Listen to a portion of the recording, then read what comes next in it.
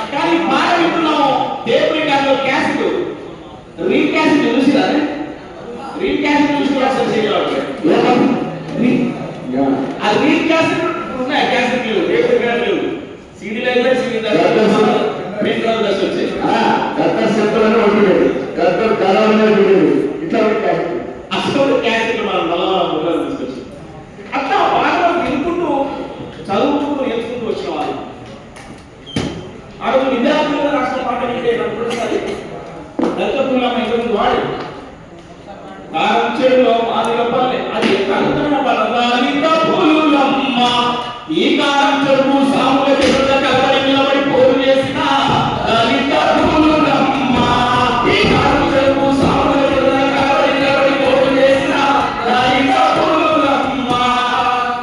పులులు మీరు అంటరాని వాళ్ళు కాదు, మనం పురులమని చెప్పిండు దగ్గరన్న. ఇది ఇప్పుడు కాదు, 70లో చెప్పిండు దగ్గరన్న. 70s లోనే దళిత బిడ్డలు పురుగా అమ్ముకురావాలని చెప్పిండు.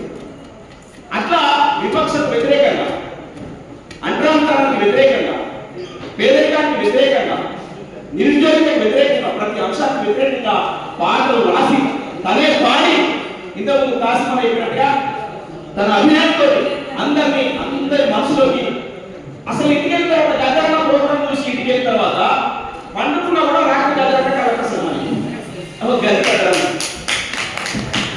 అదే పాట వినిపిస్తుంటాయి, చెవులో మాట్లాడుకుంటూ ఉంటాయి. చూడాలి అనుకున్నాం గజాన. మేము డిగ్రీ చదువుతున్న రోజుల్లో వెన్నులో తుమాకి కూడా దిగినప్పుడు ఆ గజాన మీద ఒక పాట వస్తుంది ప్రోగ్రాం. దోసి ఏడుస్తున్నది గొంగాడే వస్తున్నది గద్దారన్న గుండెకు గుండు తగిలినాదని బలారేడుస్తున్నది గద్దారన్న గుండెకు గుండు తగిలినాదని. అయ్యో బాలారేడుస్తున్నది బలారేడుస్తున్నది గద్దారన్న గుండెకు గుండు తగిలినాదని.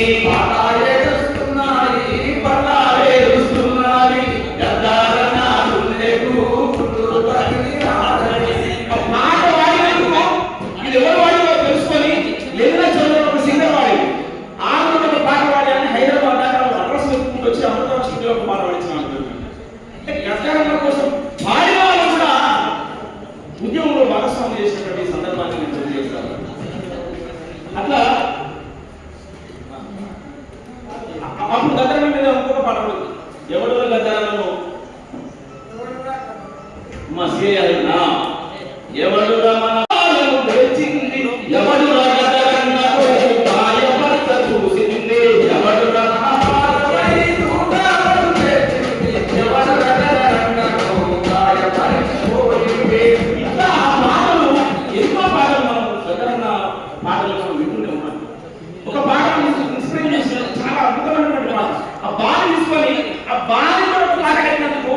మొన్న రాకున్నటువంటి సర్కారు కేసు పెట్టింది.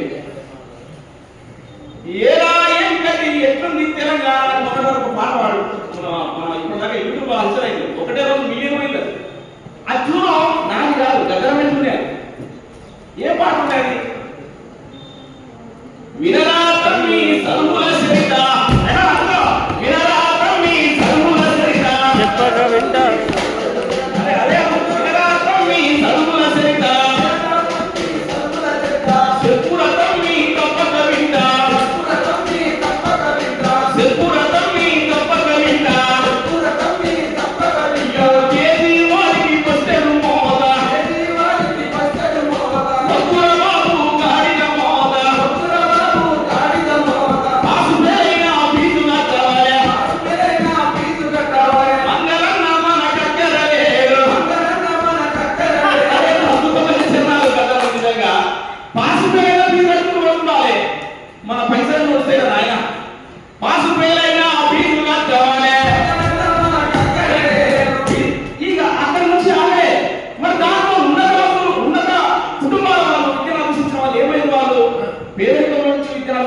ఉన్నాయి వీళ్ళు, ఈ బిడ్డలు ఎక్కడున్నారో ఆడపిల్లలు ఎక్కడున్నారో కంపేర్ చేసుకుని చెప్తారు.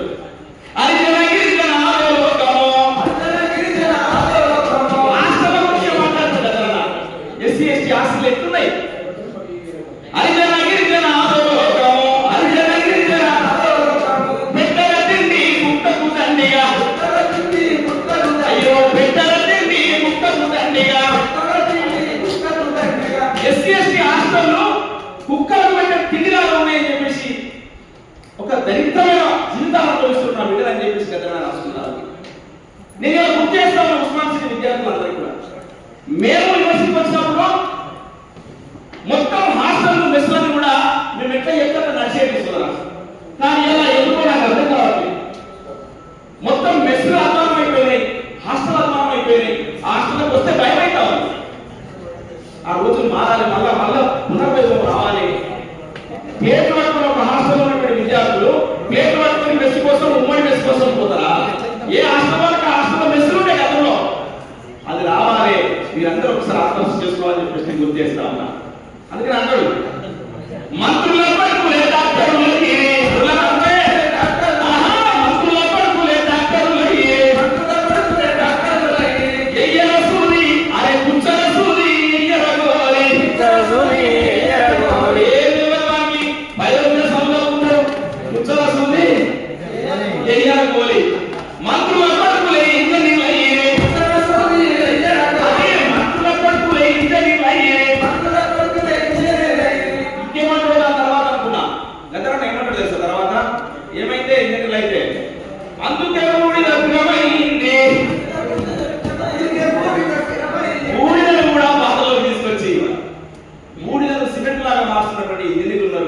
వాళ్ళు ఉన్నత కుటుంబాలకు చెందిన వాళ్ళు, ధనవంతులు.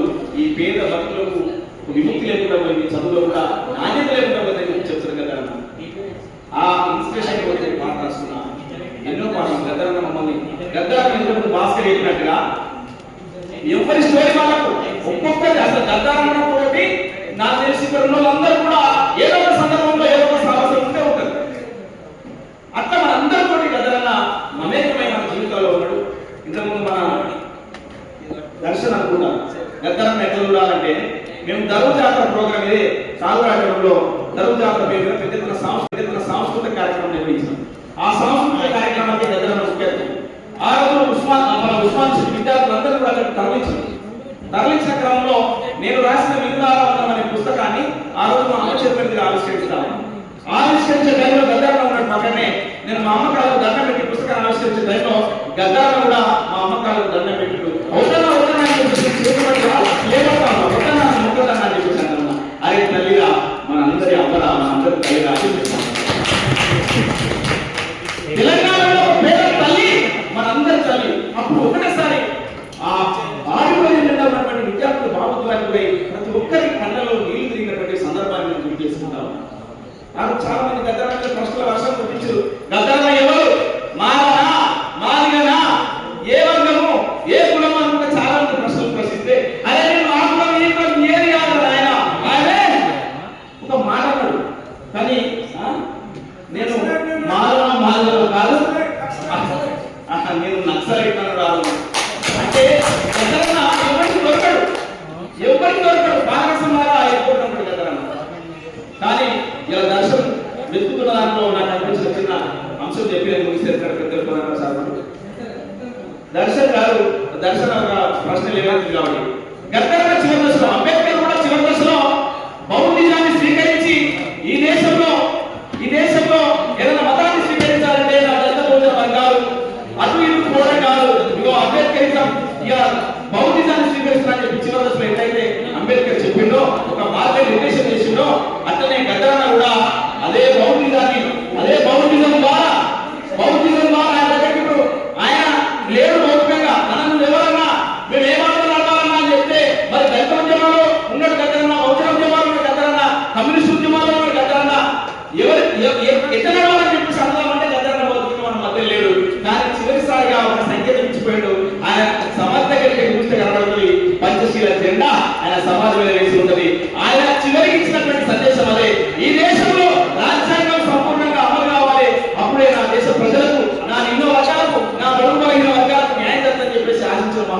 గద్దరన్న. గద్దరన్న అంటే ఒక పాట కాదు, ఒక మాట కాదు, ఒక తూట అని చెప్పేసి తెలియజేస్తూ పాటల తూట, ఆ పాటల తూట తరగని గని అనే ఒక పుస్తకం రాసింది గద్దరన్న. తరగని గని గద్దరన్నే, తరగతి గని కూడా గద్దరన్న అని చెప్పేసి గుర్తు చేస్తూ మనందరికీ పాఠాలు నేర్పినవాడు, మనందరికీ పాఠం మన జీవితంలో భాగస్వామ్యం వాడు గద్దరన్న. గద్దరన్న అంటే ఒక శబ్దం. లాస్ట్ ఒక మాట చెప్పి నేను నేర్చుకుంటా ఉన్నా. గద్దరన్న ఏం చెప్తాడంటే శబ్దాన్ని ఉరివేయమంటాడు, శబ్దాన్ని బంధించలేమంటాడు, శబ్దానికి మరణం లేదంటాడు.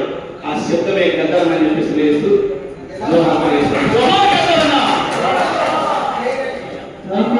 అతనే జగిరాల్ ఖాన్ సార్ కూడా నా ప్రగాఢమైన నివాళి అర్పిస్తూ ఈ కార్యక్రమం నిర్వాహకులకు హృదయపూర్వక ధన్యవాదాలు తెలుసుకుంటున్నా. నేను ఏమో అనుకున్నా అంటే అసలు విద్యార్థులందరూ ఎట్లా ఉన్నారో ఈ రోజులలో అసలు ఇన్వాల్వ్ అవుతుందో లేదో అని అనుకున్నా. కానీ సోమన్న పాట పాడుతున్నప్పుడు ప్రతి ఒక్కరు